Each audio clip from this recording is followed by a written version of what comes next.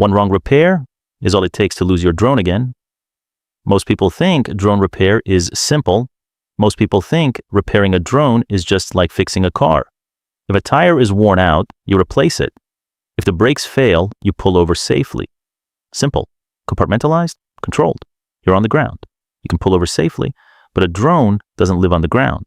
A drone lives in the air, where there are no second chances. You see, drone repair isn't about fixing one part. It's about restoring balance. Let's say a motor fails. Replacing that motor isn't the real solution, because that motor doesn't work alone. It works in harmony with the ESC, the flight controller, the sensors, the calibration, everything. Miss one small imbalance and it won't show on the table. It will show mid-air. And when something goes wrong up there, there's no pulling over, no safe stop, no warning, just gravity. And when that happens, it's over.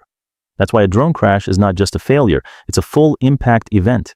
External damage, internal damage, sometimes even hidden damage you won't see until the next flight. This is why drone repair must be holistic. Every component checked, every system is tested, every flight rebalanced, because in the air, good enough isn't safe.